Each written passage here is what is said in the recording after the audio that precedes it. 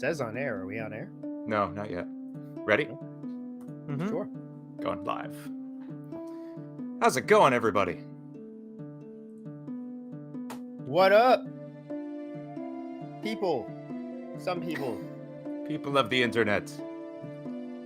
People of So we're the Tales from Rukon chat. People of Rukon. There we go. There we go. So we're off this week. We have a few folks out of town, and so we just decided to do a more casual, just hangout Q&A stream, answer some questions about Dungeons and Dragons, about Rukon as a world of D&D, about our characters, music, whatever. Just hanging out, having fun. How's it going, Lil Ninja Chin? Lil Ninja Chin. We've cleared this up before. I apologize. Jaden, Evil Morty. I know Riley's listening. Link. This is crazy. Puddle. I can actually pay attention to chat for once. Oh yeah, that's right. What's up, Puddles? How's it going? I really like that name. Puddles the Molten. Puddles the That's Molten, kind that is of that's great. kind of metal. That's hard as shit. That's very metal. I like it.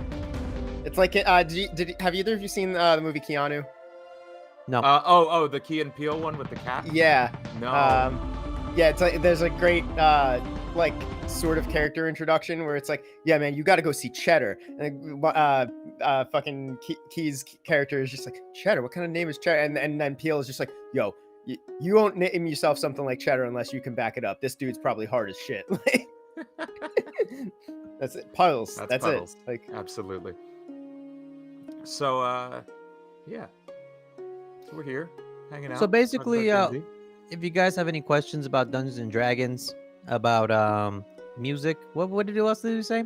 the world of Rukon in general, but yeah, like it doesn't have to be D&D related. We're people. You can just ask us about us, and but the number of guitars in the background collectively of the three of us, you can ask us about any of that kind of shit too. Can we get a count on that, actually? Sure. You first. Me? Okay. Yeah. All right. Just within grabbing distance, we have 1, Within grabbing distance, my man Yes. said. 2. Is that a semi-hollow? No, this is a Dan Electro that somebody left on our front porch. Hey, Tercedo. Fucking wish someone would just leave a Dan Electro on my porch. This is my Ibanez, which I'm not making good use of. No one's ever making good use of an Ibanez. That's fair. Except Herman Lee. Hey.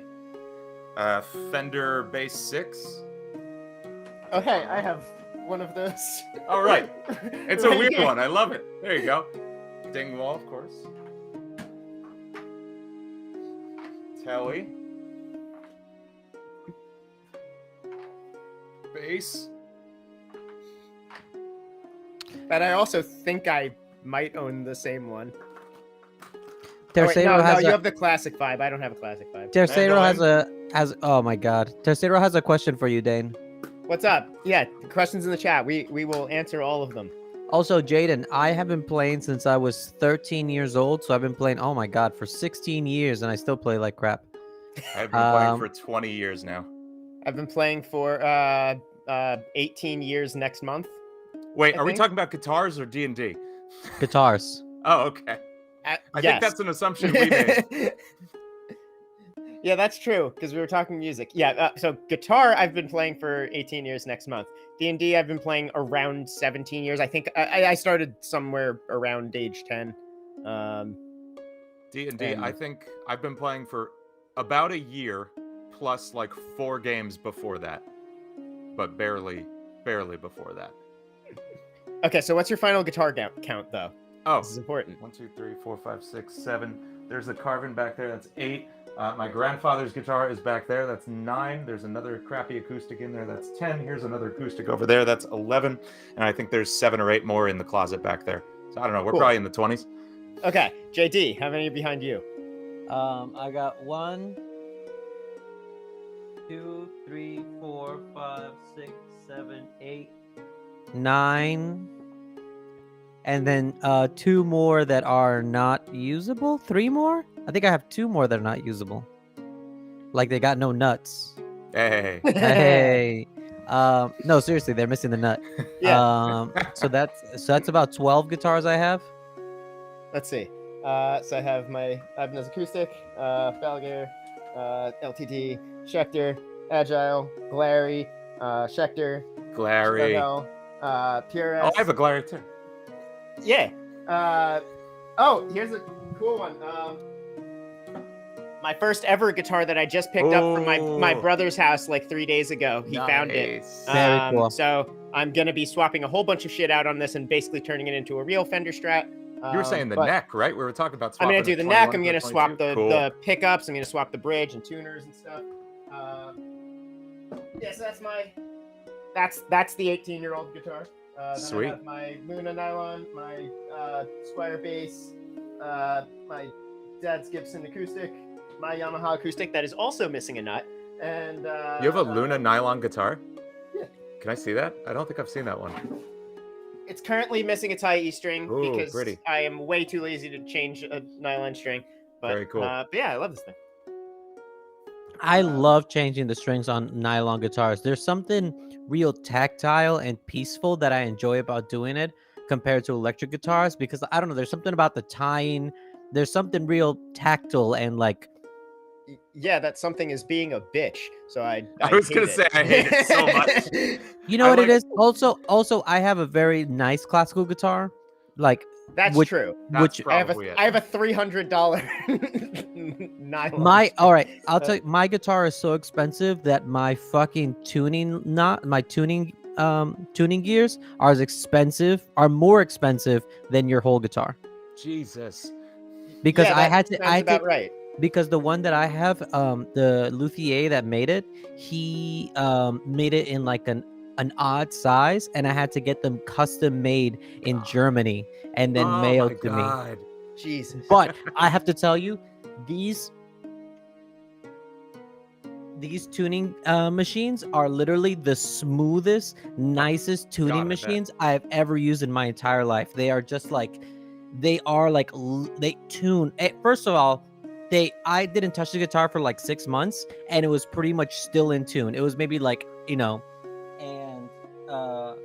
it's just The literally G like string was it's- one tick off. Yeah, exactly, always, and it just like when you tune it, you can like feel the tuning. You know this when you feel like the tactile. I don't know. I'm really into tactile things. I think that's what mood I'm in. Nice. Like I've worked at a guitar shop long enough to have restrung, a absolute piece of garbage dumpster guitar where the bridge is like about to pop off and hit me in the face, and the Oh tuning yeah, heads classic. just won't even remotely move, and that's why I don't like When restringing you nylons. when you turn them and it does that click sound, yeah. and it just like That's great. flies forward or That's like great. unloosens completely. Or God, where you it's literally so hard just gave that me like a PTSD moment. I'm half positive that the tuning head is going to break in my hand as I turn it. That's It the other has thing. several times. Well, let's see. To finish my count, I have an Agile 8-string, my Jackson 7, my Squire Bass 6 that I also have as well as Dean, and I feel like there's at least... Oh, I have an Ibanez bass that is at my friend's house, Oh, and an I Ibanez have bass an somewhere. Ibanez 8-string that is at Jaydee's house. And that's the one of the guitars I counted. So all in all, what we have to say is 1, 2, 3, 4, 5, 6, 7, 8, 9, 10, 11, 12, 13, 14, 15, 16, 17 here, 18, 19. 17 just behind you. Yeah, 17 in the That's room. insane. And there's one more at my dad, so 20 in total. 17 of I'm which gonna are here. guess I have an even 20 or so. so all in all, what we're gonna say is first world problems, right? Yes, absolutely. 100%. Absolutely, we have nothing genuine to complain about. This guitar is literally like I am so poor. I have no work. I have not eaten in weeks, and I need to pay rent. Guitar. This Yes. guitar by itself, I could probably sell it real easy for about $7,000. Nice, Oof. nice. Most expensive one I have is the Strandberg, but no, I'm sorry, the Dingwall. The Dingwall wins. Where did That's- that clock in? 25. Okay, yeah, you beat me. My Balger was like 23. Yes. Strandberg was only 2. It was good. Also, my guitar teacher is the one that sold me that guitar, and he said you're enrolled in school, right? And I was just like, yeah. He's like, all right, well, instead, like, just pay me every week. So every week I would see him, and I'd give Wow. him $50 every week for an Wow. entire school year, and I paid off that guitar. That's It's still not bad, right? Well, I mean- I paid him. No, I paid him a big 200 a chunk. month. Oh, okay. I paid him a big chunk in the beginning. Okay, So I gave him I was like a gonna down say, if payment. you paid that all for 2,500 and it's worth 7. No, I paid him. I Gotcha. literally took a bigger loan to just pay for the guitar because it was Gotcha. school. And also, go. this guitar isn't even like this is a student guitar. It's Oh not no, even I know how yeah. ridiculous they get. I have a It's cousin not even who's who like collects them. He's not a professional, but he does collect like 6-figure classical guitars, and it's Oh my god, they're absurd amazing. to me. Absolutely ridiculous. There's a couple of big luthiers upstate who all specialize in classical guitars. Yeah, there's one like a block away from School of Rock where I work. But I'm now paying attention to chat again. People have asked a couple questions. Let's see. Sarah was asking Dane, what's your biggest pursuit while you're making music? What's your big goal? Really is it's to be able to pretty much just make have enough listeners and streams and then like kick back from that stuff that I can pretty much only focus on making the music that I really want to make, and don't kind of have to take every production job that I get offered. Because I've absolutely had to produce things where I was just like, I'm doing this because I'm getting paid for doing this, and and I'm happy once it's over. Oh, totally. And not things that I've like hated doing, but things that I absolutely wouldn't have done had it had money not been involved. So I would love to get to the point where like Black Lotus is pulling in, enough money that I can just play deathcore and produce metalcore songs and that I feel like making, and do all the other weird shit that I have laying around in my head. Like I've been talking about this album for like 3 or 4 years now that I want to do with Dean and Wes. That's like, I want it to be like a jazz fusion, neoclassical, EDM, like trance mixed with a Vocaloid, right? We were talking about with Vocaloid, yeah, like female actual jazz singing and some Yeah. screaming, and then mix bits of djent into it.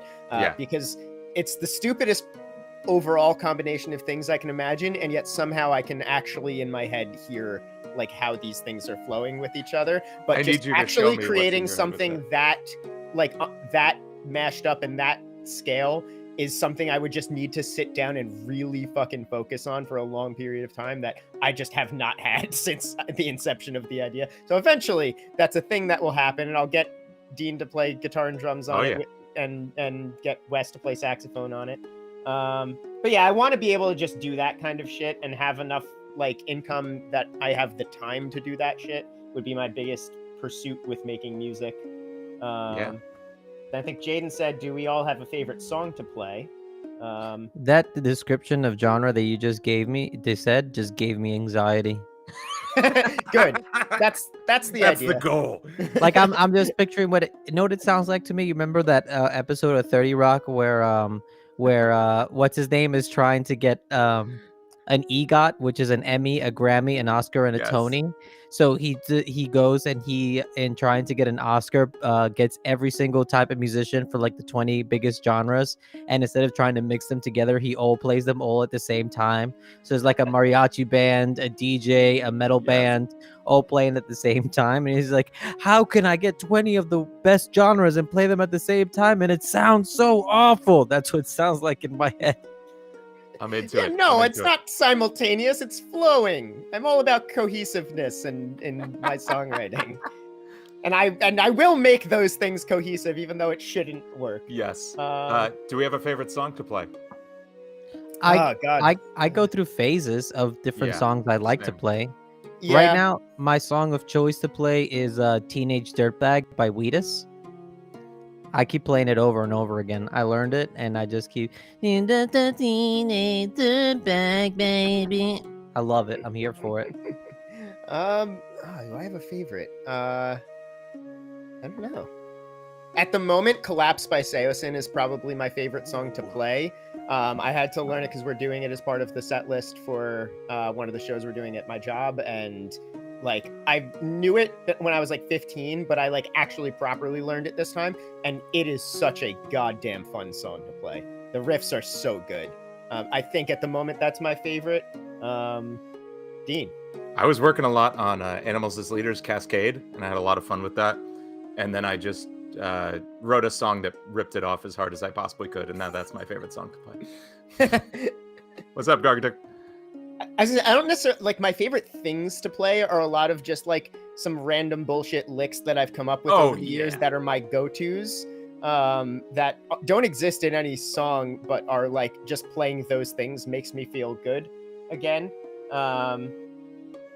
All right, let's see. Any other questions there? Have any of us experienced any type of burnout? Yes. Dear God, yes. Is there something else to experience? No, so I I'm haven't gonna... Go ahead, Jaydee. I haven't really written music or done any bands in about 3 years. Like I like do things here and there, but nothing like consistently, because I just tried so hard and so long to get a band together from the age of being 15 to the age of 4 years ago would be 25. So like 11 straight years of like writing music, getting people together. And the last band that I had just like, it just kind of broke me, you know? And since then I haven't really had any. It's been really hard to get out of that rut, you know? And the music that I do is more of trying to teach kids to make music, and kind of working on that is my new way of like expression, by giving other kids the tools to make music. But when it comes to actual bands and music, I have the desire, but when I actually sit down to try and do it, it just feels so burnt out on stuff, you know? Yeah. It's like literally the only way I don't hit that wall all the time is by switching what I'm writing constantly. So like it's interesting how I've gotten like usually what you would think the most creative thing to do would be to write songs that really pull from a wide variety of influences and go a lot of places, but like pigeonholing my projects has actually helped a lot. So it's like my band Black Lotus, we used to mix a whole bunch of shit. Now we pretty much just mix like 2 or 3 kinds of deathcore, and we're pretty singularly deathcore. Like you could say we have some very different clear influences, like down tempo stuff like Traders in some spots, super techy stuff like Brand of Sacrifice in others, but like largely all of our influences still fall under the deathcore umbrella, and keeping it that has made it a lot easier for me to just sit down and write a song start to finish that I'm really happy with, and then keep all of my other ideas, good or not,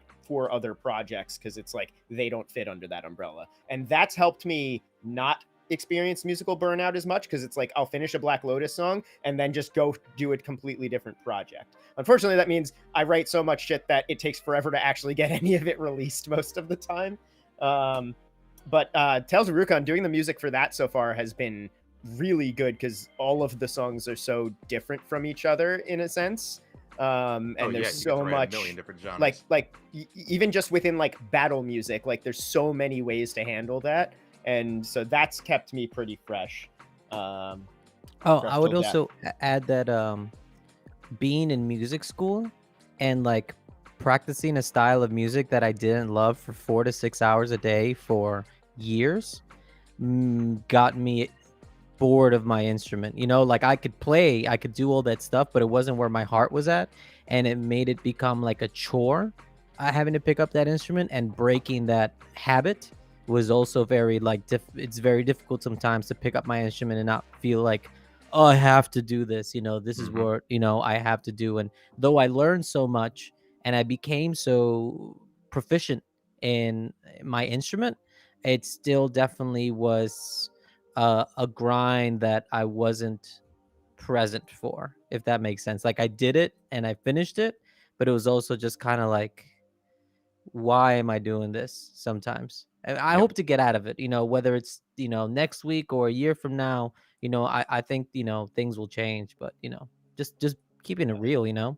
It takes time. I've been in that rut before Black Lotus. I was in one other band that I was in for about a year, and before that band, it had been maybe 3 or 4 years before of me not playing live at all, and really barely writing music. I put out like 1 EP in that time that I pretty much spent the entire 4 years doing, and it still was like really shitty production quality. That right there hits on something big. Yeah, go on. I mean, like, like, yeah, you just the time off, and then when you find the right thing to come back into, it makes it so easy to just really get in that lane. But the burnout's fucking real, like, especially when you are balancing multiple projects, because it's like you're asking, like, do any of it have any of this experience burnout? Like, I was half joking when I said, is there anything else to feel? But like, legitimately, I have my band Black Lotus. I have like 2 other studio projects that I'm like semi-regular in. I have I have a bunch of bands that I like produce and write music for, and do all the mixing and mastering and studio work for. Oh yeah, I I remember. teach privately. I teach at School of Rock, and basically manage entire bands and their set lists. And then I do all of the shit for like writing for Tales from Rukon and managing the world. And it's like, you know, okay, I guess I have an hour at the end of the night to like hang out with my Yeah. wife. Yeah. So, but at the same time, it's like, I have nothing to complain about. My entire life at this point is doing shit that like I want to do. And while it can definitely be really taxing, and kind of like Jaydee was saying, with like, it makes it kind of a chore because you kind of hit a point where you don't have a choice but to do it, which does take some of the fun away sometimes. It's like, at the end of the day, I'll still like sit down, ground myself, and be like, I'm doing everything I want to do and like to do, so I'm gonna fucking get up in the morning and do it. And then in the moment while I'm doing it, I'm still enjoying myself pretty much the whole time, even if I'm teaching an AC/DC song for the 8 millionth fucking time. Back in black. So yeah, you mentioned something. You said, you know, you put out one EP that you spent like 4 years on, right? And that is where I was at for like years, especially on YouTube. If you watch my channel, anywhere from like 2012 to like 2018 or 19, honestly, honestly, right up until this year, I was spending like weeks on a single video just making one song. And that is when I got burnt out. And you'll see me like just stop uploading for like a year at a time, just recovering from that burnout. And it took realizing that I needed to focus on the things that were actually making a difference in my process, and not the things I thought were important. The things I thought it was, oh, I got to spend 20 hours on this mix because that's how long it takes to make a mix. And now I'm just like, okay, move this, and this. That's like 90% of the work right there. I'll come back in the morning, make some final tweaks, and it's done. I try so hard to cut it down to just the 20% of the effort that actually makes the difference, because that other 80% is usually just absolute nonsense. Yeah, I was mean, wasting my time. Yeah, around the time I started with Black Lotus was when how I approached all my work shifted, and I stopped being a hyper perfectionist. I figured out how to get to the point that I wanted it to be at faster, and then just did that and moved on to the next thing. And I've pumped out so much more material in just the last 3 years than I did in like a decade before that. Same, exactly. Can you teach me how to do that? And it's probably better too, right? Oh yeah, I love. I have gone back and like listened to old things I've done and just been like, Jesus, I spent like months on this. Exactly. And Like- it's the thing, you get so like narrow, like total tunnel vision when you're in one mix for months on end, that nothing sounds real anymore.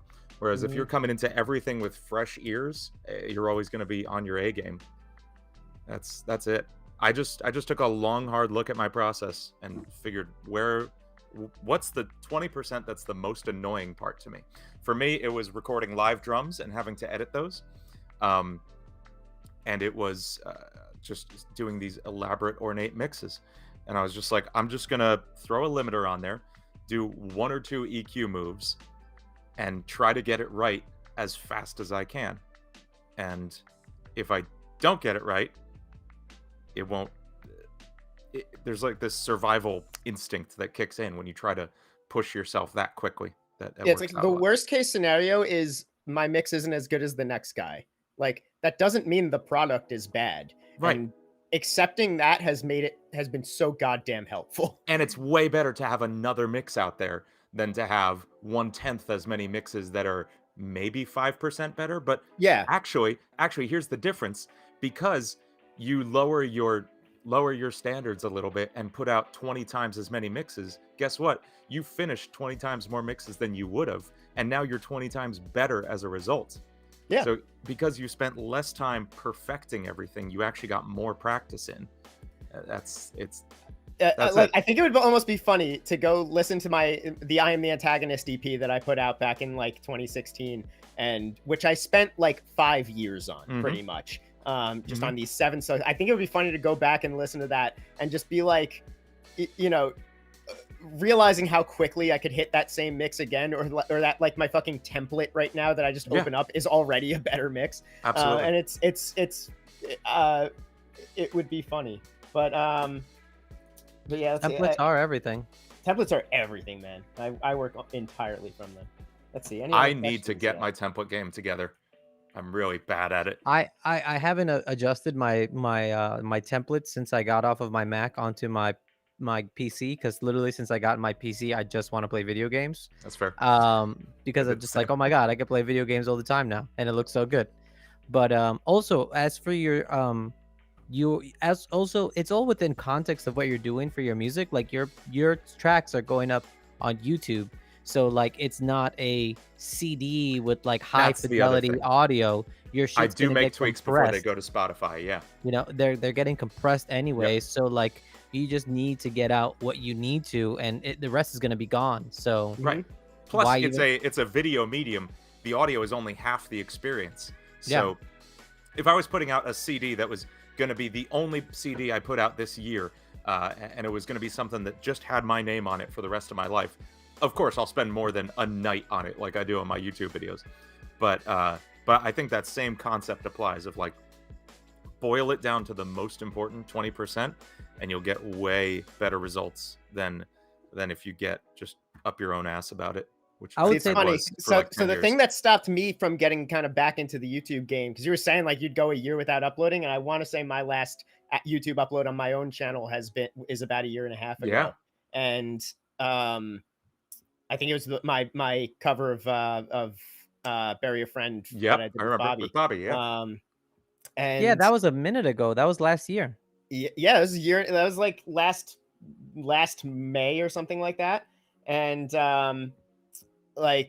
because for me the hard part is the filming itself. I'm fine with video editing. I see so many people complain about video editing. To me, that's the easy part. I can edit things down to like a good video with good flow pretty quickly, but the filming itself is such a fucking bitch for me to do that I just got so lazy about even approaching it to begin with a lot of the time. You got to have a system. I can be up with my lights and camera in 5 minutes tops, just because I always put them in the same exact place. I always have everything set exactly the same, and I can usually shoot a video. Now I keep them set up all the time, but when I was setting up and breaking down, I'd shoot a video in about half an hour, edit it in about 10 minutes, and it would be done and up in an hour, which is so much quicker than it used to be. Yeah, I can't used to spend 2 hours editing just the video turnover like that. It was bad. So yeah, it's all about optimization, and not just from like you must optimize to have the perfect output. No, like just like keeping yourself sane and being able to like, I was spending 30 hours a week on a video a week trying to keep up with weekly uploads. Now I spend like 4 hours a week, and the rest of the time I can work on other stuff like the Friday Night Funkin' mod I'm doing now, or just like hang out with my wife and do stuff. So that's the real reason to optimize this stuff, is so you can give yourself some breathing room while still hitting the goals you want to hit. Now I need to do that with game planning for Yeah, you do it with everything. It literally works with everything. You just find it's the 80-20 rule. It's what I live by. A question to everyone from Tercero: which one was the lowest moment of all the projects you're into, especially Dean, considering his channel? I initially read that as lowest amount of projects you were into, which is a very realistic question for us. Yep. Lowest moment of all the projects. Mine was probably, I'm going to say about 2 years ago.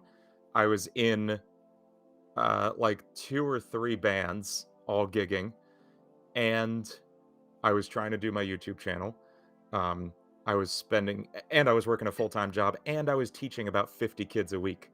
So I'd be playing 2 or 3 gigs a weekend every weekend, some of those till like 2 in the morning. Working 9 to 5, teaching until 9 p.m., and then trying to put out YouTube videos on a weekly basis in addition to that. And I just completely burnt out and totally lost it. and I quit every band, which was good because one of them really sucked. You know which one I'm talking about, Dane? Oh, yes. I wasn't sure if this Dane was like... also in that band. Okay, I wasn't sure if this was stuff that predated me, but yes. Oh no. That band. Wait, yeah. what band you- was this?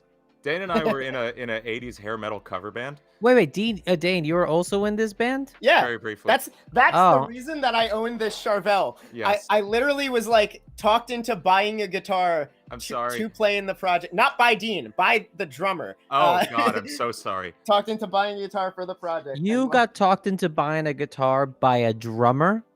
Especially this drummer.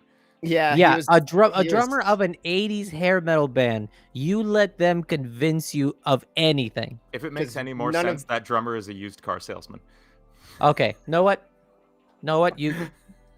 There we go. And also, it was a logical argument that like I can't be going on stage like dressed in, like decked out in 80s attire with fucking a stealth black Yes. LTD. Yeah, it didn't track. Yes, you could have.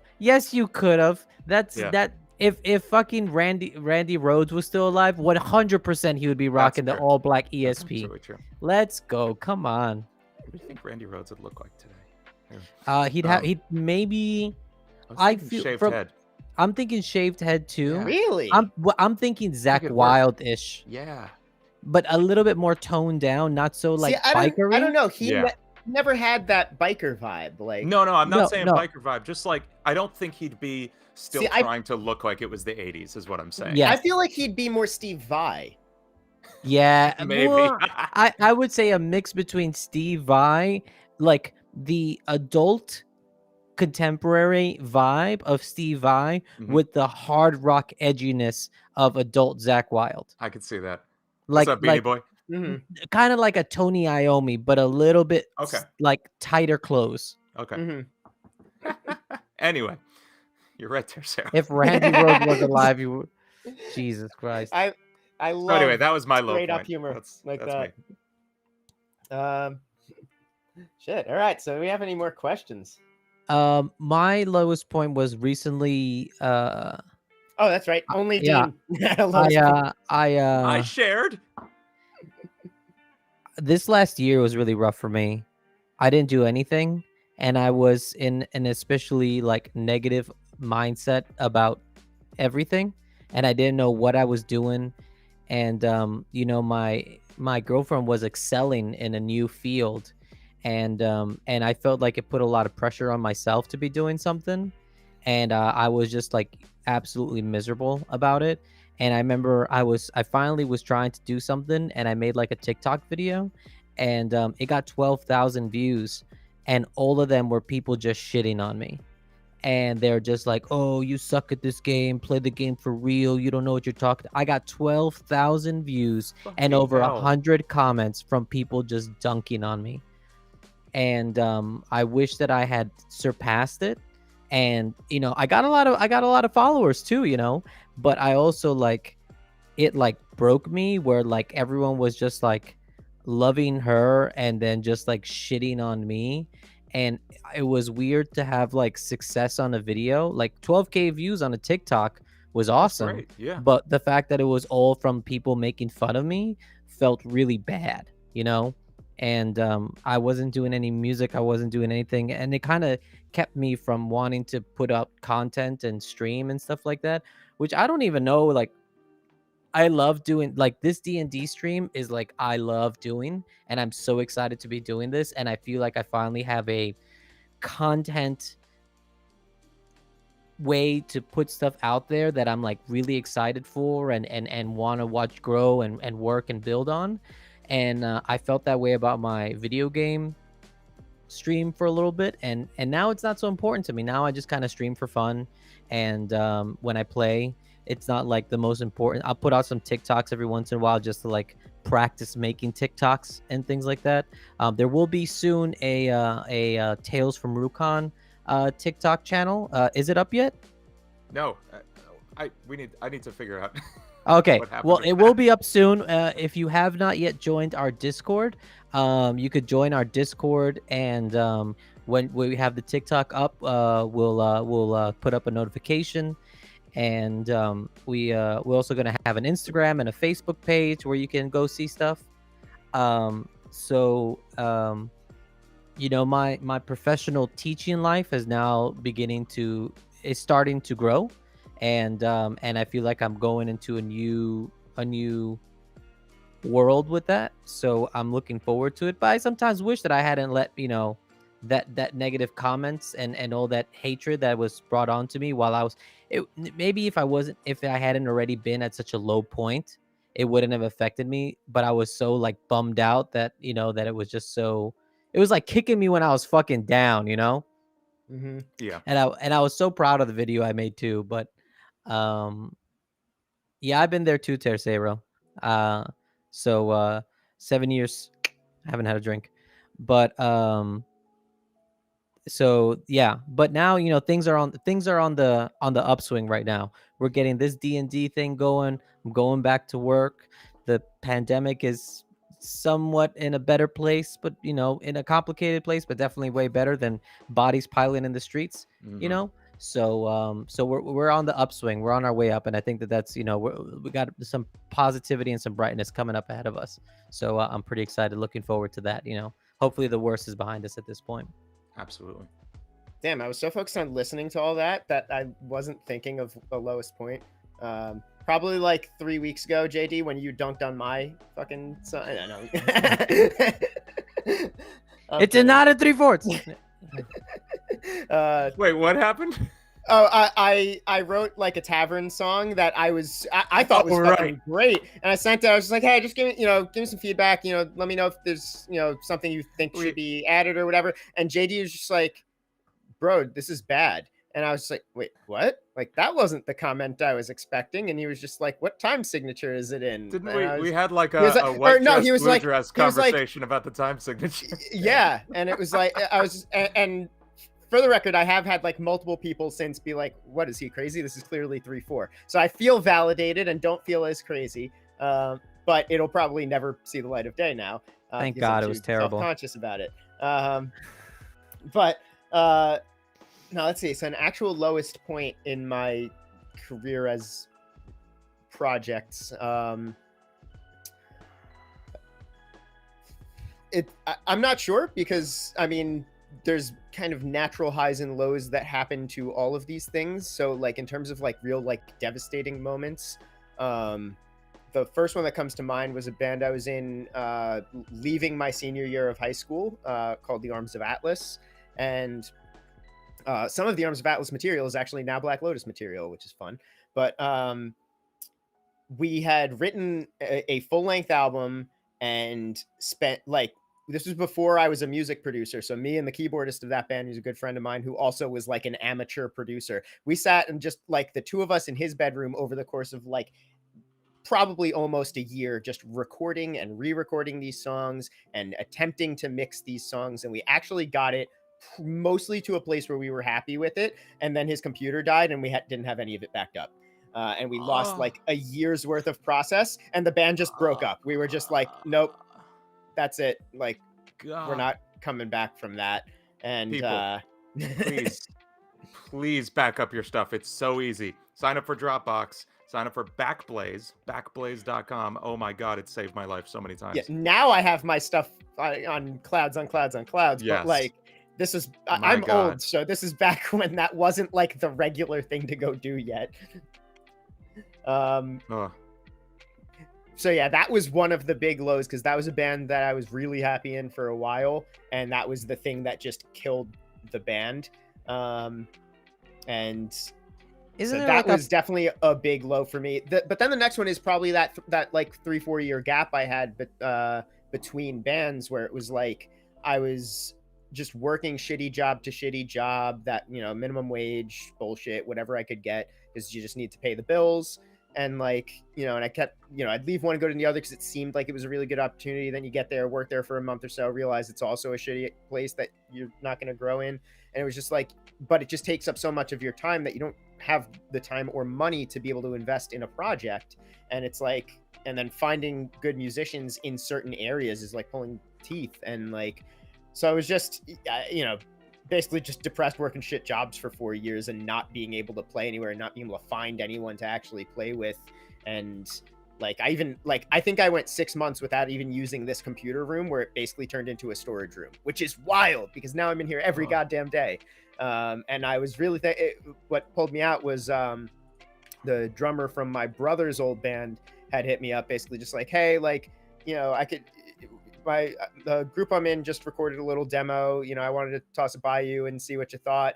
And I was like, it's good, but like it sounds like the very first draft of something. And he was like, this was kind of the final draft. I was like, would you mind if I like messed with it? Would you mind if I like tracked some more stuff and wrote some more stuff for it? And he was like, dude, go the fuck ahead. And I rewrote their demo, and their guitarist hit me up and was just like, dude, can you join our band? And I was like, yeah, I guess. I wasn't expecting to join a band. It's been a while. Shit, I guess I could join a band. Yeah. And that band never really took off. We put one EP out that we've like re-recorded but not re-released because I haven't had time to actually reproduce it. But we never like played a show or anything. We just recorded and released this EP. But that was the thing that like pulled me out of that funk, out of that low point for a while. And like shortly after I joined the band I was in before, Black Lotus, and then Black Lotus, and now it's been almost 4 years of Black Lotus, which is crazy. Yeah, 4 years? Wow. Almost. Dean was around when Black Lotus I was around started. when you went from the last band to Black Lotus. That's wild. Yep. Yeah. One of the very first. Is that video still up? The video you shot at my house? I don't know. Maybe. One of the first Black Lotus playthrough videos was shot in my basement. Yeah, we were only Black Lotus for like 2 months maybe, and we had written like 3 songs off of our first album, and it was kind of a previous lineup. And that was so fun. I don't even know if we ended up actually putting it up because Rich and Chris did such a shit job at that really? shoot. That's fair. So if any of you have listened to my current band, it's me on guitar, my buddy Donnie on drums, and my boy Rich on vocals. Rich was originally our bass player. He was not a great bass player. Yeah, he's like a pretty solid guitar player. Like he plays like Bolt for My Valentine, August He's Burns a Red fantastic type shit. vocalist. And a fucking but so that was the thing. Like we needed a bassist. We knew he played guitar. He was tight with all of them. I hadn't met him yet, but he was really tight with all of my bandmates. So they asked if he wanted to come join, and I got along with him quick. So I was like, cool, bassist. And like because he was a guitar player and because he was confident, I thought he was playing everything well. And then we show up to shoot this video at Dean's house, and Rich just like treats it like a music video shoot and not a playthrough. Yeah. And he's just like throwing down but playing sloppy as hell. And I'm like, dude, what are you doing? Like, we're this is actually live recording audio. this. You know that, right? I was like, this is the audio that's going to be in the playback. And it wasn't great.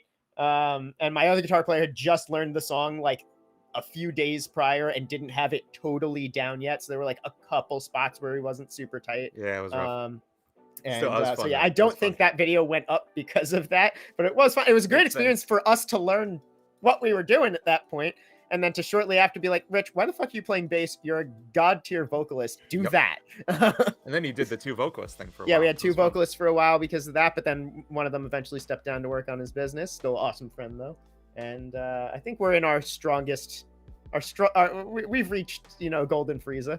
I gotta catch up on Dragon Ball. When was the first time we played D&D, and how was it? Okay, so back to the actual channels theme. So I think Dane wins this one by a mile. Yeah, 10,000 I'm gonna grab my soda real quickly. I'll be right back. So my first time playing D&D, I was my first time was at a friend's house who was like semi-acquaintance. It was just a kid who lived near me who like I had just met like 2 weeks earlier on the bus, because I was on a new bus for whatever new grade I had jumped into. I think it was 5th grade. And I didn't have a ton of friends. So like this kid and we kind of got along, and he was like, hey, you want to come over? I was like, sure, I guess. And I got there and he had another friend over and they were playing D&D. They were like building their characters. And I was just like, I've heard of D&D, but like I haven't actually played it. They're like, oh yeah, come on. And we spent like the whole day just building a character, and then just did like a half-hour long adventure where we just like talked to someone and then fought some shit real quick, like killed a goblin or something. And I was like, it changed my life. I was just like, this is the greatest thing I've ever done. this is easily the most fun I've ever had in my life. And so I went home that day and like called my dad and called my brother, and I was just like, yo, like I just played D&D and this is insane. And my dad was just like, oh yeah, I used to play D&D back in the day. And I was just like, you didn't show me this? Why? And he was just like, oh, I guess I haven't thought about it in a while. And so I got together with him and my older brother, and my older brother brought his best friend and I brought my best friend. And we just started a group, and I couldn't have been older than 10, maybe just 11. And we started it, and my older brother and I just tossed around a ton of ideas we had for this like storytelling and world that was super all over the place, but it was the foundation of what would become Rukon, and what to this day are some of the most like fundamental stories of the lore of the world. And that was it. And then we played a fucking 4-year-long campaign with that group every other week for like 4 years straight with very few breaks. Just because, like, you know, it's me, my brother, my dad, and our 2 friends who lived a block away. That's easy to get together. And at an age where it was easy to get together. So yeah, that was my introduction to D&D. And now 17 years later, I run the world at this point and have done a lot of the, you know, all of the lore fleshing out and a lot more of the background stuff. And I'm loving it. But Dean and Jaydee, what were your first times playing D&D? My first time? Oh, yeah. I was there for both. That's yes. Okay, that is technically true. My very first time playing D&D was before Dane, actually. Me, my 2 cousins, and my roommate bought the player's handbook and spent 3 hours making characters and having no idea how to play. And then we made our characters, and then we never did it again. Yep. Because we had no idea what to do. I had no idea there was like pre-written stories and stuff like that. I was just like, I kept looking through the book and being like, how do you play? What do I do? And I didn't really like get it. But the actual first time I played was within the last campaign where all of us first came together. Dane, Dean, Wes, Riley, and we had one other player who was played with us 2 months? 2 months of I'd say, yeah, we got a good 10 sessions in. Yeah, we played, and he ended up not being able to continue with us, and maybe it was for the best. You know, we ended up having a really great campaign without him. He had a really great character. It was such a good character. What yeah. I have to ask, what was going to happen with Null? Okay, so this other guy was playing who was a Warforged, right? Yeah, Warforged. It wasn't actually a Warforged. It was a construct. It was an automaton construct. Automaton. That's it. Which is like really similar to a Warforged, but there are like discrepancies in what like makes them alive. Sure. So yeah, he was playing an automaton construct who was like a little guy. Like he was like halfling sized. I was always picturing the robot from Invader Zim. I just realized that's what I was picturing. Me too. That's what I had in mind. Like a much more like fantasy like detailed version. But yeah, I was essentially picturing Gur. I was picturing a pit droid. That's good too. That's like very good. Because he said he had only one eye. Remember? You're right. He had only one eye. So he had a third eye. He had a central aperture. Oh. That's it. Yeah. So I always pictured him as a pit droid that just had like more like fantasy gold that was like made of wood and like fancy gears instead of like straight metal.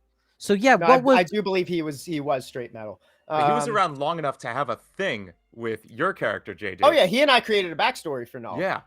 Before game 1. But our signature move in battle at the beginning was Jaydee's character Yeef, who was a outstanding barbarian fighter paladin. Yes, of course. At the time, just barbarian though. Yeah. At the time, just barbarian. And Null was a wizard, right? Yes. Yeah.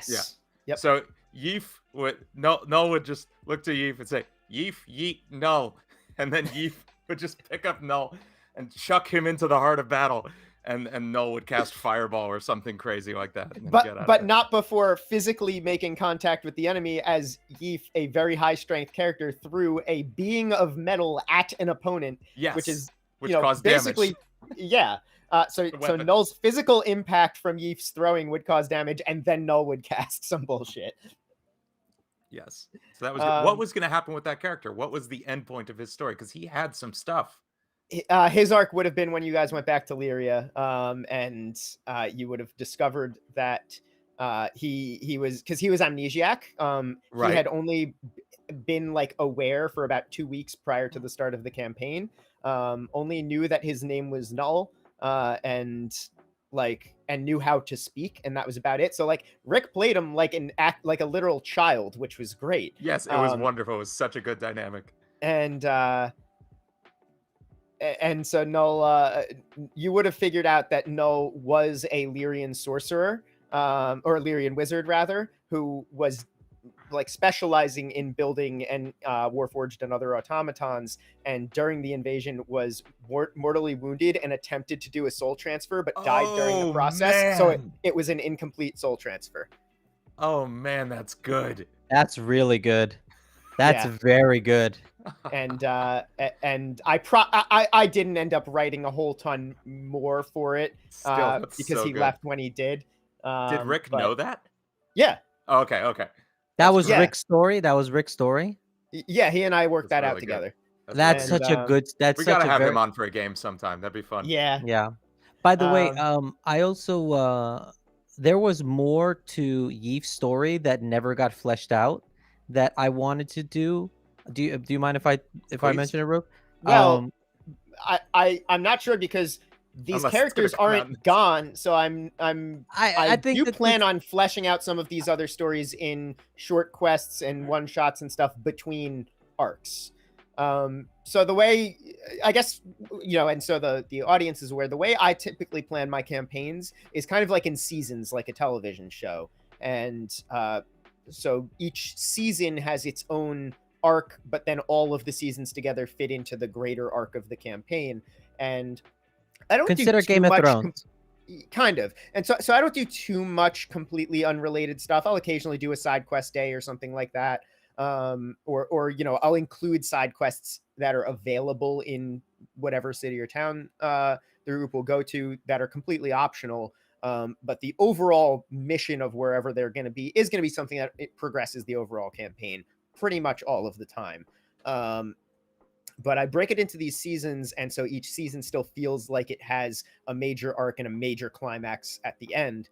And so we didn't do this with the last campaign because it was just a home game. But for Echoes of Chaos, what I was considering doing was between the seasons doing a one shot or a quick 3-game run of something else that's more self-contained, and then going on to the next season. So it's almost like they're mini campaigns, and I have time to like plan between them a little bit more intensity for like the season premiere of the next one. I'm not sure if we'll end up doing it that way, but if we do, one of those between things probably would have been the rest of Yeef's story.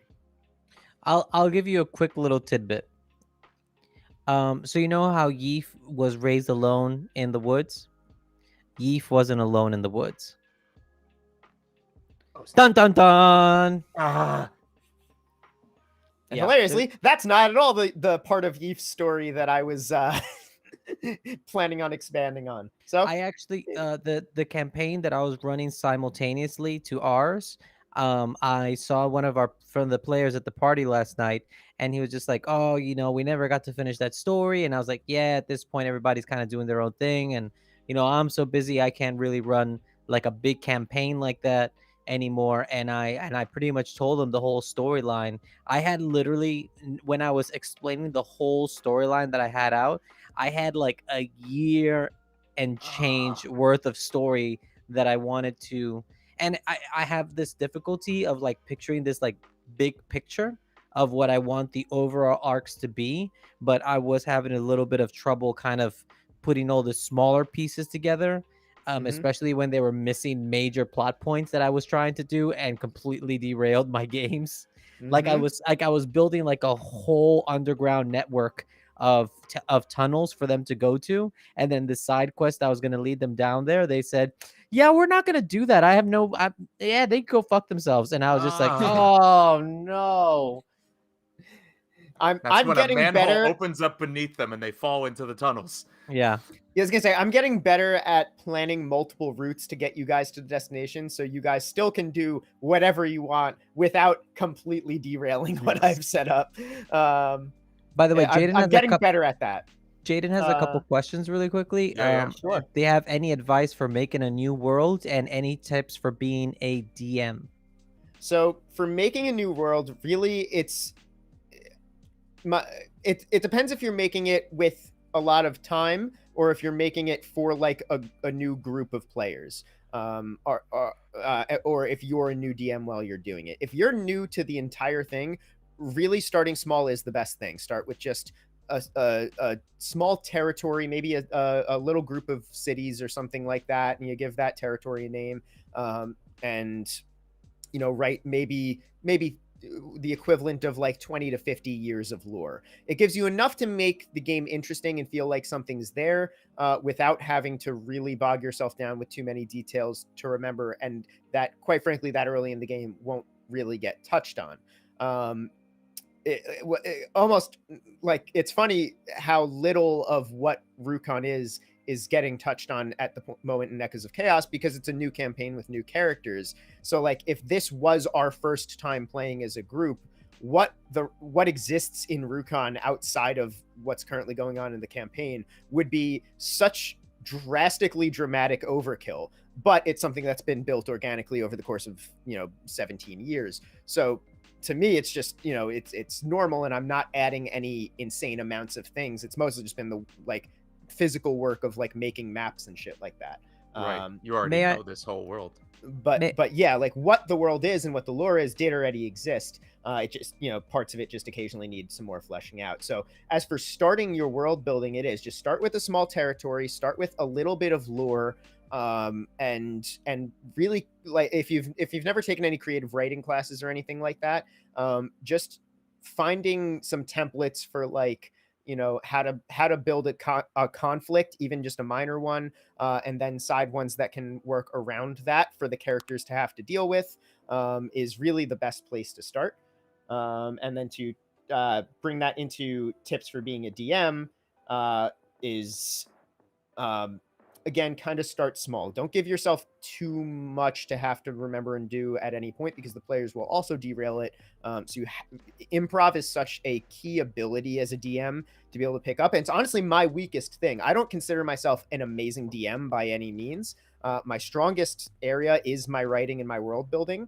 But in terms of actual game running, I'm much better than I was, a year ago. And the last campaign we did over the last year, I was much better than I was in the campaign before that. This is really only my third campaign DMing a big serious campaign. I've DM'd like smaller one-shots and smaller quests before, and learned very much the hard way. But improv is still probably my weakest skill that I'm working on. And so that's my advice, is work on your damn improv, because the players will demand it of you, whether they realize it or not. So improv and just proper setup of the game. Set up a conflict, set up a point for your players to interact with each other, and with the world around them, so that there's some role play elements. Make sure you set up some combat and think it through pretty well. But really, most importantly, is really get to know your players and their characters, because then you can properly plan incentives that will bait their characters into coming to your story, and not just like, oh, you have a party full of like degenerate, mercenaries basically, but your plot point is revolving around them doing something out of the good of their heart. They're not going to jump at it. So you have to be able to properly plan what's bringing them into the story. And that's just communication and paying attention to your players and stuff. So like, I'll give a quick example, like just off the top of my head, just thinking here, like, all right, so the area that you're going to make is a small province. You don't have to even get into like the whole continent. Like we have continents and stuff. The province of Never Road, right? The province of Never Road has 2 big cities, one on the coast. We'll call that roads. Port, and no roads. Yeah. See, these two are way Town. better at improv than I am. We have a Port That's all I Town, have. and then you have Skinlandia, which is the capital, and then It's a nudist colony. it's a nudist colony, exactly. And then there's just a bunch of like small towns that you'll literally make up as you're making the story, you know. And for lore, 20 to 30 years, you say what the hell I named this place called again? Never Road. Never Road. So Never Road has been at peace for the past 20 years under a really wonderful ruler, but he is now growing old, and there is a young up and coming JD, I can't aristocrat believe you're that giving away the story of your next campaign. This is I know. No, I already have my next campaign ready. Don't worry. Is a aristocrat that wants to take power, and is slowly amassing their strength by gaining wizards under their strength around them. So you encounter the very first wizard as like someone trying to steal some artifacts. Like, oh, you go to this town and you find out that some artifacts have been stolen from the local mages guild, and then you go and you help them figure out where the stuff has been stolen, and then you find that first wizard and you realize that's a conspiracy to a much bigger story. And then Jaydee's little so by confused. little you start putting together all these little things, and then you can learn all around the areas. Like, oh, now we've been here and we hear about some other kind of related fights going on, related thievery or magic stuff going awry in this other town. And then you can write, okay, this town is on this blank map is here, and then you write it down, you add it in later on. And since there's never road and there's no roads, you could be like, and they walk through the forest, and then you get attacked by bandits while walking through the forest. And then eventually you make your way to being like, oh, this big aristocrat, you have to take him down. And you find that there's another aristocrat who's like the son, who's like a long lost son of the like an illegitimate son of the actual king, who this is like went from like simple advice to like Building an entire world in a minute. I'm building this next campaign right here on the We got spot. it recorded. We got it. And then he's like an Aragon type. Oh, that's the other thing. Don't fucking Characterizing them too.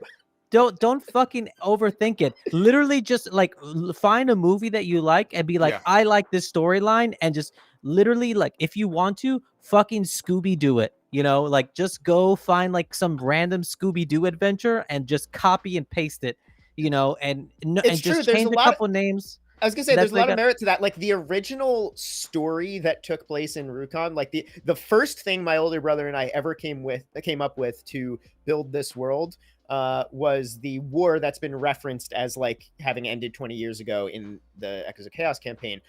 That war and what that whole conflict was and who those sides were was the first thing we ever came up with. And it was basically we had these three kingdoms. We had Draconia, which had been taken over, the Shadowborn Legion, which, you know, were the conquerors, and Midfall, where the group currently is in Echoes of Chaos, and Midfall was where we were. And it was like we just had these three little territories, and we knew about some backstory, and we just kept piecing it in as we were building the story. And with a home game, you have so much fluidity to be able to work that. And then even as you like come up with something new, if you can be like, you know what, I liked that thing we said, I actually like this new thing better, and you can do that. Like the number of things in Rukon that have been yourself. the number of things in Rukon that have been fucking retconned over 17 years is nuts. Imagine. But it's nothing's been totally erased. Things have just been altered to fit better in the course of events that would be described as lore. And because you're playing D&D, and players are going to be idiots, players are going to be silly, and like some conflicts are going to be silly, and sometimes you're not going to have enough time that week, and you're just going to throw a game together last minute just so you guys can play something. And not everything's going to be like worth keeping in the actual history. But some things are, and you can build on those things after they've happened. Be like, you know what, I really liked this thing. Let's embellish that a little bit more, even though it already happened in the timeline of the game. Let's embellish that a little bit more, and your players aren't going to be mad you're doing that. If anything, they'll be hyped that like their idea turned into something a lot bigger, as is the case with a few now NPCs in the world who are previously player characters, who are still alive in the timeline. And Fish is not. Um, R.I.P. Fish. but so the character they're referencing was my best friend's character in that very first campaign that I was talking about. Fish Quickwheel, fucking legend, and um, my friend was an idiot. He was an ass. He was a troll, and he just made this ridiculous character just for the sake of playing something really ridiculous in an otherwise really tight fantasy environment. But what he did was so unique and cool and well played. Like, even though it was ridiculous, it was really well played, that it stuck and worked really well for a lot of plot points that were worth embellishing on. And so now there's a lot of history in lore and Rukon that revolves around shit Fish Quickwheel did and said. And and I'm still very good friends with him, and so I hit him up recently, just like, hey, what was what were these things that he built? I remember like Fish was building all this stuff. I need a list, and he had it ready, which blew my mind. That after at this point 13 years since that campaign ended, that like borderline within an hour he was to his Fish Quickwheel folder on his computer. Yeah, like sent me this list of stuff, and but he was also just like, I don't know what you're gonna do with this, but like, if you do something, could it be like this? And he was able to, he was just excited that his ridiculous troll of an idea that he came up with when he was fucking 12 years old was still relevant and still being used in new and creative ways. So that'll happen. If you're building a world, that world isn't gonna go anywhere. So feel free to like really go ham with it. Also, another idea that Fish you can Quickwheel have was like Ragtag, but so much worse. Yeah. Yeah. Yeah. And another quick idea, if you're having trouble like setting up your like stories, like you're just like what is going to happen in each session, don't be afraid to go online and look up one shots. And so what I was doing in the beginning was that I was taking all these different one shots and combining them together to make a bigger story. I was like, oh, I like the dungeon of this one, I like the story of this one, I like the enemies from this one. And then I would take all of those and just kind of make a storyline out of combining all three of them and finding some little lead that I could take from one story into the next story into the next story, and kind of making it like, consider it like when you start playing an RPG and you get to like your first town, and then you can speak to that guy, you can speak to that guy, you can speak to this lady, and then like, but it's all kind of related to that one area, and then eventually it helps you lead to the next town. Like think about when you, if you played Fallout 4, when you get to Boston for the first time and you make it out to the green giant or whatever it's called, um Diamond City. You make it to Diamond City, and so you can like, you can help the vendors to go and get those items that they want. You can follow the robot to go, you can go find the robot, and it leads you to another part of the story. And think of your video games and the way that the stories kind of all intermingle with each other, and you could build it from there. And don't be afraid also to just pick up a book. Grab one of the D&D storybooks and just follow the book, especially until you figure out where you're going with everything, how you want it. And then you can use that once you've gone through the book and all the storylines. You have a feel for how your players play, how they interact, and you could just jump into another storyline from there. And that's how Dean started, and which actually you never got to say how your first time playing D&D. Yeah. My bad. That's okay. No, quickly, I want to say, we mentioned the word one shot earlier. So usually when we play a campaign, we're playing a long episodic adventure that takes like a year to get done. But you can also just sit down and play D&D in one shot, a whole game. And that's what a one shot is. It's a short adventure designed to be done and over with in a matter of hours instead of a matter of months. So when we say like go find a one shot, we mean there's sites like dmsguild.com that have just these one shot adventures you can just download and run for yourself, because they're all written and there for you. But yeah, so I started playing D&D. My story is a whole lot like, I think like Jaydee's, where as a kid, I had a friend who played D&D, or his dad did, and he had the player's handbook. And so we made characters. I made like 20 characters just because I loved using the character creator. I think Wizards of the Coast had like a 4th edition character creator you could download. And it was this super like 2000s app for your computer. And I made like 20 characters in that and printed out character sheets, and then we never did a thing with them because, like you, there was no. It wasn't like every board game I had played where it was like, here's instructions, and it was one page of them. No, it's this entire book, and it's all up to you. And one person kind of has to know how to drive the bus, or you get nowhere. And I think my dad tried to run like one fight for us, and it like barely got off the starting line. So I never touched it again until, I guess 2 years ago we played. Is that when we played? 3. Jeez. So yeah, like 3 years ago, I invited Dane and Riley and Wes. I didn't know Jaydee yet. Over to my house, and we all played D&D in person, which we have not done since then. Yeah. Which is a bummer. We should do that soon. We were just making plans to do that. And I was the DM for that campaign. We started with the Lost Mines of Phandelver, which is the D&D 5th edition starter kit that gets you started both as a DM and as players. It kind of holds your hand through the character creation process. It holds your hand as the DM, being like, say this to your characters and try voices and all these things that you wouldn't think to do if you've never watched anybody play D&D or anything. It does a really good job of getting you started. I highly recommend the starter kit.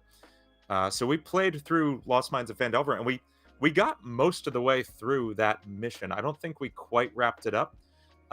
And then we had a long break, and then we were going to get together at Christmas, and I wrote this whole Christmas-themed episode battle. And then we didn't get together till like Easter, so we fought Santa Claus on Easter, which was fun. They killed Santa Claus and Rudolph. It was rough. And that's the last game. We felt bad about it. Like, Santa really pushed the envelope there. Oh, he really did. tried to you not didn't want kill to fight Santa. him. That's right. I was like, and then Rudolph fires fireball at your faces. It's like, fuck, I guess. And so I started writing a campaign proper to take to take like a year, roughly what we ended up doing with Dane's campaign. And I still have the rough outline of a campaign. And what I want to say is, Dane's talked about a DMing style, and Jaydee has as well. And I want to say there is no like one right way to play D&D. Obviously, it's literally the most malleable type of gameplay you can have. Everything from, I'm going to create an entire world and name every townsperson and every town and the exact geography between them, to I think we're going to fight goblins today. I don't know. You spawn in a room with some goblins. That one's named Dave. Also, it was my idea to name every goblin Dave. I take and then credit it was for mine to, and then it was mine to have them be a Nurse Joy situation. Yes, absolutely. Which you guys haven't actually experienced. It's only been vaguely referenced that true. there are other Daves running other stores, but you've only Yes. met the one in Ekron. But yes, That's a good there point. are a lot Yes. of Daves, Yes. and most of them own weapon stores. Wait, do the Nurse Joys not know each other in each town? They do. They're all family. They do. They're It's been sisters. established. Oh, But just they're the all idea that, like, sisters? Yeah. I think so. Yeah. There's upsetting implications for all of it. Yes, they're Same thing they're- with officer. Same thing with the Officer Jennies. Yes. Which is weird that it happened in two families at once. Yeah. So Papa what was I want a to say is, like, rolling stone. just sit down and start playing and have fun with it, because it's going to happen completely differently, because you are you, and you're going to approach it the way you will as a person, which is completely different from the way me or Dane or Jaydee would as a DM. And so also, there's- it does depend on who your players are and how That they too. handle playing characters. Yes. Like, it's interesting because I write very kind of like serious, gritty campaigns, but I don't write them to only be played by serious, gritty players. No. It's so, like, you know, the fact that I have a group of 4 idiots who largely are playing comedic characters and did in the last campaign as well. Except Howrick and Riley. So we had a really good Yeah. balance the last campaign. We had like We did. a grim, dark, gritty campaign, a complete ridiculous bard, a ridiculous barbarian as well, and then a like total straight ahead. He like Aoth was he was a cleric. Aoth right? was a cleric. He was Captain America. He Like- was captain. He was the straight man. He was there to be compared against the absolute ridiculous around him. You had Mhm. Shag McCracken, the Duke of Uke, wrapping people in tentacles from the hentai dimension. You had Yeef the While Beast. singing songs in a New York accent. Yes, absolutely. you had Yeef the Beef. Excuse Jaydee's me. character. Excuse me. It's admirable. Sorry, Yeef the the beef Admirable Greer. Yeef the Beef. He's admirable because he didn't understand that Admiral was a title, and so he thought he was being called Admirable. It was great. But he later became the most intelligent person in the campaign, so by From far, reading books. by reading a lot of books. And then you had Halric, who was like every 2000s AMV turned into a character. But Just every Linkin Park song. but almost to a point of ridiculousness, where it's like you couldn't even say Halric was a straight character. Like No, like Halric was a caricature. he was Of- Raven. He was Raven in Teen Titans. Yeah, That's exactly. yes, he was Raven and even down to like the covering over the Yes! face. That's great. That's great. Also from the second wave of Teen Titans, not the first wave Yes. of Teen Titans. Yes. But yeah, I so it's agree. like I've had groups where all the players take it pretty seriously the whole time. I've had groups where none of the players take it seriously, and most of them end up somewhere in between. So how your players handle reacting to the story they're given will dictate how you continue to progress them through that story. So while I write very dark and gritty campaigns typically because I like those kinds of stories, I also like how these ridiculous characters interact with those stories. I think it's a lot of fun to see how, like, how an idiot bard and this barbarian and the admirable Yeef the Beef react to Greer. Yeef Greer. Staggered last name.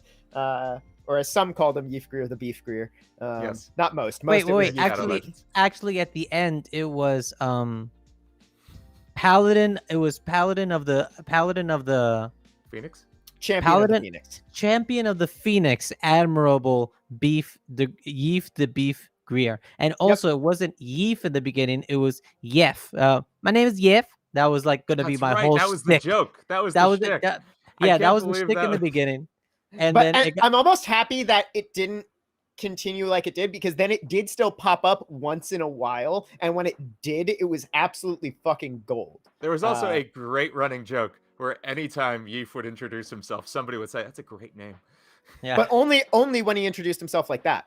Yes. Only My if name he is went, Yep. Yes. then someone would be like, "Oh, good name," and I think only we've had a in that couple circumstance. good names in the campaign so far. I think some people have said Have we? that to some. I think I may have slipped it in a couple times if you go back Mm. and watch. Probably. But yeah, but that's the thing. So while I'm running this, these grimdark campaigns, I will still put a lot of humor in the NPCs and in some of the things that happen around them, that aren't necessarily plot related, but that are just funny, because that's me reacting to how the players act in the world. So just as a DM, you'll do it how you'll do it, and you decide how you do it, and your players will decide how you continue it. And you'll find your group's dynamic, and not every group is really perfect. Like, I've absolutely played in I've played in groups where, like, there were players that really were not good for that group. Like, their play style just did not mesh. And it's okay to say, like, hey, this isn't the best group for you, no hard feelings, but it's just not going to be a great game if it continues like this. And where that's been right, where players have left the campaign and then it got drastically better because the chemistry just went through the roof. That wasn't the case necessarily with Rick leaving our group, the guy who played Null. That was just a scheduling conflict. That was a timing thing, right? Yeah. good. Rick's an awesome dude. And I do hope to have him. I also, back. I didn't know. I wanted But- to make sure there wasn't some weird falling out between you guys or something. No, he just Good. he was busy.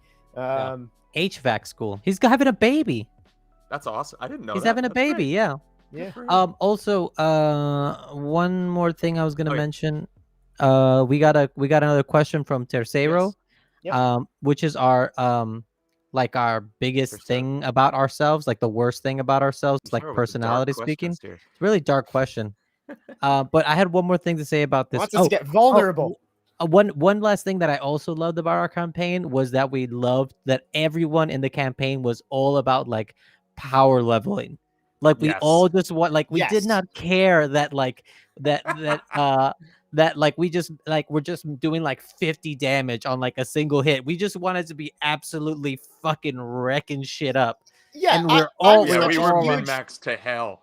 Yeah, I'm Yeah. such a huge fan of like the idea of epic, exaggerated heroes that as a DM, I'm fine with power gaming and I'll just adjust your enemies. Like, you can do that. You don't have to do everything just by the book. Like, if I need to make a goblin have, 50 hit points instead of 6, I'll do that. Like, it's okay. I love how fluid the Yes. game is. But as for worst thing about ourselves, I mean, I'm a workaholic, without a doubt, which, I'm okay with at right now, but I'm aware isn't a great personality trait. I talk too much for sure, and I think the worst thing about me is that I smile and laugh when I'm nervous, which has absolutely like made me look like a piece of shit in certain situations before that I really didn't mean to do that in, where it's like, this is serious and bad. I shouldn't be smiling, but like laughing is the only way that I can't like implode. So that's not a great thing. I do the same thing. Mine is probably a massive tendency to procrastinate really, really badly. It has definitely set me back far worse than anything else has. And it definitely manifested in what I was talking about earlier, where I'd spend like 30 hours on a mix because I was afraid to put it out. It manifested in perfectionism. It manifested in all kinds of garbage. So just like buckling down and doing stuff is very hard for me. I find it much easier to be lazy. And that's permeated a lot of things in my life. Being on a schedule and like saying, like every Friday we stream Tales from Rukon. Every Thursday I stream on Longest Soul Ever. Every Saturday I put out a video, and I don't miss that. And that has like really helped get my life on rails in a really good way. For me, it's not procrastination, it's just time management. It's not like I put things off. I just either take on too many things or like think that things will take a certain amount of time and then they don't take that amount of time. Yeah. And that is absolutely one of my biggest personal flaws. Thankfully, it hasn't stopped. I've gotten all our Tales from Rukon games done in time for stream so far. So thankfully, it hasn't been too bad as of late. But I would say Jaydee? I'm in the same place as Dean, where I definitely, if I don't think I could do it perfectly on the first try, then I'm not going to do it at all. And I feel that personally I am on that Dean has been able to surpass that much more than I have in the past few years, and I have a lot of respect for him for doing that, and knowing that he does what he does with the YouTube videos every Friday, with getting like he built like a whole website for us to make our own customized sheets and things like that. And I've just been like, I have a syllabus due in a week and I'm just dreading sending one email because I'm terrified that I'm going to lose the job over it. But it's not even, all I have to ask is, hey, do you have a textbook that you prefer if I use, so that I could literally just like week by week just go through the textbook. But I would have to say I'm definitely struggling with that, and want to find a way to push through that, even considering going to get some medication for it, because I think there's some underlying illness there. So definitely take mental illness seriously. So I would say I'm in that same kind of place. But see, even the but cool I would people also, you watch on the internet are real people with Absolutely. problems but like procrastination and shit. I would like to say really quickly, one of the traits that I feel that I'm most proud of myself in, not to just, be so negative about like, our darkest points and stuff like that, or like what our defects are, is that I definitely feel that I'm a extremely empathetic person that wishes everyone the best, even if I don't speak to that person anymore, or I have like bad blood with someone. I definitely want the best for everyone, and I try to be the best person that I can be every day, and also being easy on myself when I don't live up to the expectations of myself that I think that I should be at, and considering myself like where I'm at, um and not where I want to be, and just learning that it's going to be a process to get there. And I totally think that this D&D campaign that we're doing, the whole YouTube thing, is 100% going to help me get to that next level of where I want. And also thinking about the fact that I went to grad school. I worked 3 jobs while going to grad school. I fucking graduated and I'm going to get a job being a professor. Like, I'm not that lazy, you know? I get shit done. Yeah. Like when the time is to get shit done, but I really just need a deadline. If I don't have hard deadlines, man, I freak out. So Same. So everyone say something positive about yourselves now. I don't want to just be some negative Nancy's right now. I'm very Yeah. creative, and I'm a not bad cook. And You get so much stuff done. I can't believe, like, Yeah, it's amazing. you listed earlier all the projects you're in. Like, I didn't even know about half of that. I do a talk lot. to you like every day. I am like proud of how much I actually do get done. And I think most of what I'm proud of is that I'm happy with a lot of it. That's awesome. Is that like I'm confident in my abilities to do the things that I want to do, which I wasn't for a long time, and I think the imposter syndrome is getting a lot better. And so things like writing and releasing music, I'm much more confident that I'm like good at that, and things like writing a good D&D game, I'm like confident that I'm at least getting better at that, if not you guys seem to enjoy it enough, so that's that tells me that I'm not doing a bad job.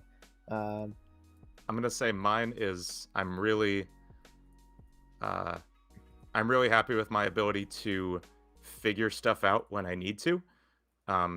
Like, there's been a lot of situations over the years where either at work or in something I wanted to achieve here on YouTube or something else in my life, where just like some new skill has come up and I'm like, oh, I don't know the first thing about how to do that.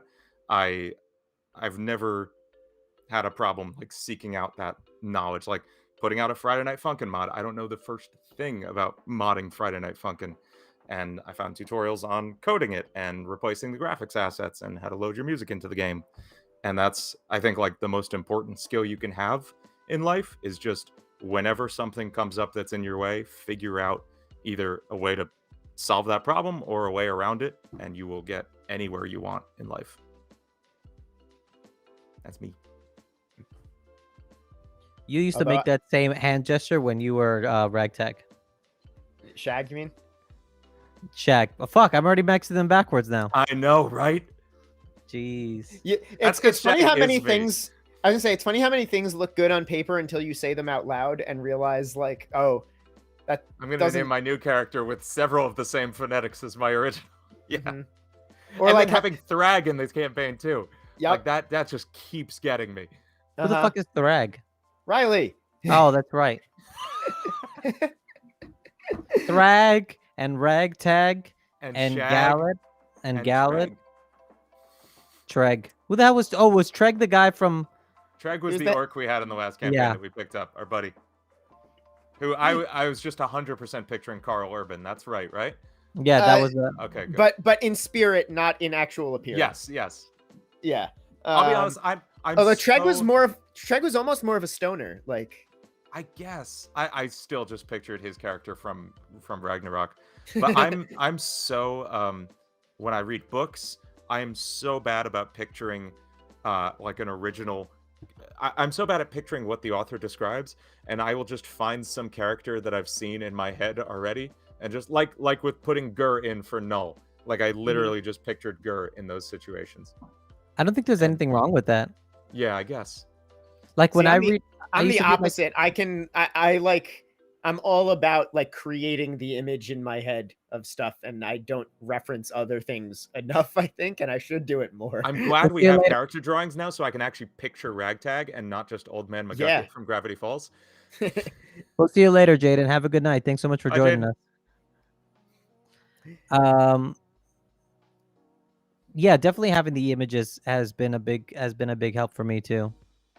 I'm very much enjoying playing Nikita right now. It's a very different person than I was as Eve. Those turns in the last game, that was so good. That was Which such turn? a high, the betrayal.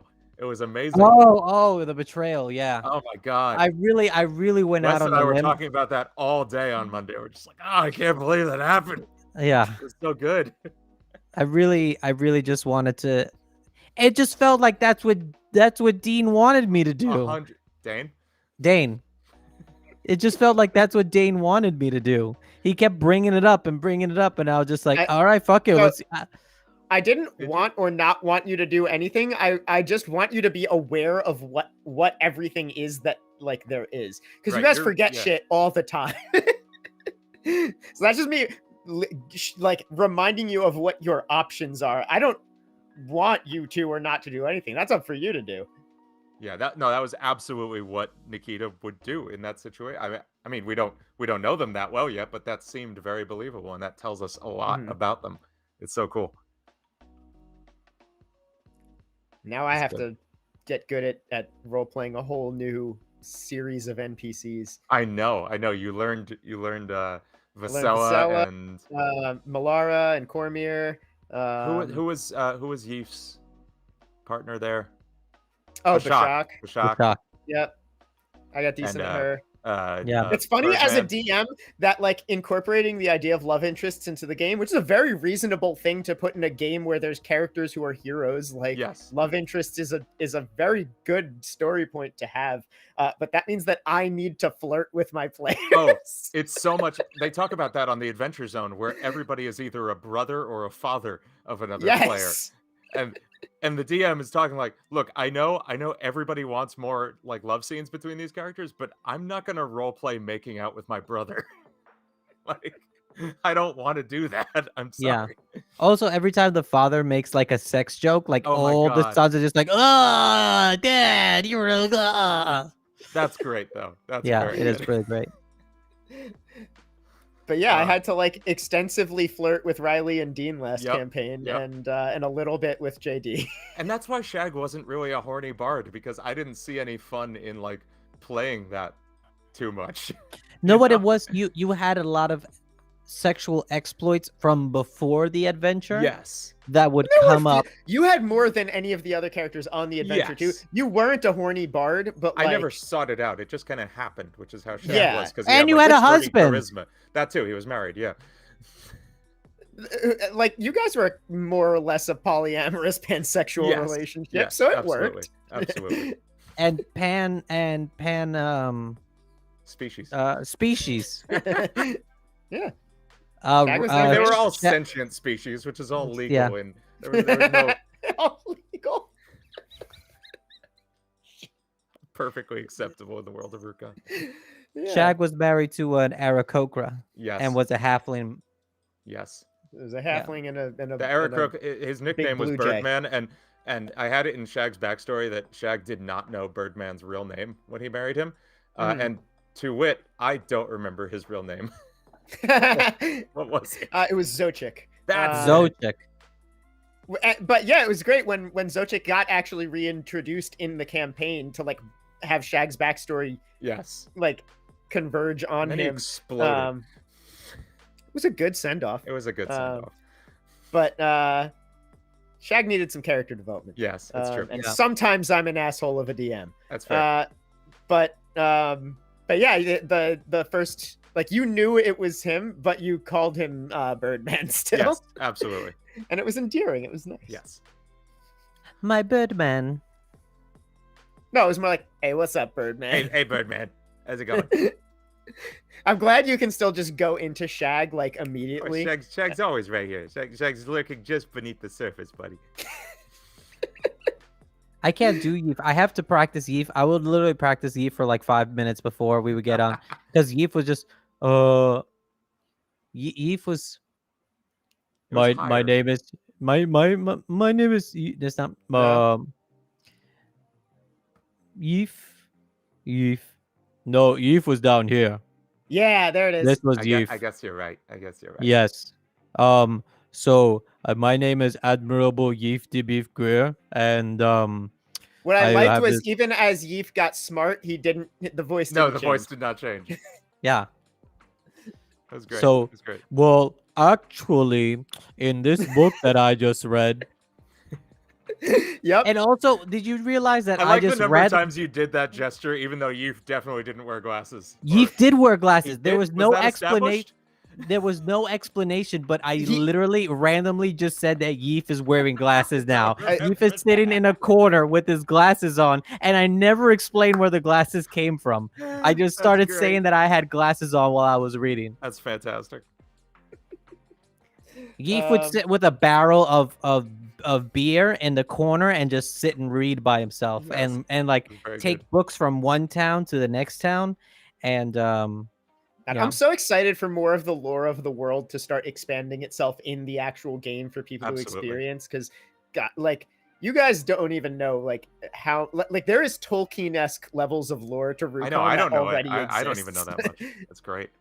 I've I written some of it now, and I'm pretty happy about it. yes. Yeah, Jaydee contributed. I want to read. He has some good more. ideas, as we saw from from them building this fucking campaign out of thin air before. Yeah, that was great. That was amazing. Jaydee has good ideas. We have one more question. How do I deal with the fact that Dane's favorite Sonic game isn't Sonic 3 and Knuckles, and it is Sonic Adventure 2? I understand that Dane is younger, and probably had he been of the correct age when Sonic 3 and Knuckles was released, he would be more appreciative of that work of art. No, I totally get it. Sonic Adventure 2 is that's like probably my second favorite Sonic game. I fully recognize that it's not a good game. Like, it has big problems in control and like dialogue, and there's some The dialogue's bad. the dialogue's bad. Knuckles missions, man. Knuckles missions. Knuckles mission. I have a love-hate relationship with Knuckles and Rouge missions. Yeah. But like, but they were fun. Some of them Yeah. were stupid. Of like, Very. Like how specific you had to be with like where you're burrowing to find. Yeah, like, yeah. If you burrow Master here, Emerald you shards. get nothing, but you one pixel over. Anyway, so that's fine. And the music but- absolutely slaps, so I'm okay with it. But I did still like those missions a lot, and it was very satisfying when you did find them. Yes. But yeah, the Sonic and Tails missions and Shadow missions in those games are just fucking Yes. incredible. That's peak of 3D Sonic, in my opinion. I don't like Sonic. Damn it! I never finished a Sonic game. I never got past like Emerald Fields or whatever.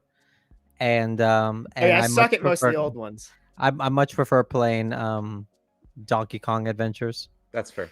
I So want to do a that's- marathon of all the Sonic games sometime. As on I my say, channel. that's probably why Sonic 3 and Knuckles isn't my favorite, is because I just prefer 3D Sonic. That was like, I think I played the first Sonic before I played Sonic Adventure 2, but briefly. Like, I didn't own it, and I wasn't very good at it. And then I got Sonic Adventure 2 because I had a GameCube, and I was like, this is fucking sick. And Yeah. then like going back to play the 2D ones after that was like, this is fun, but it's not as good.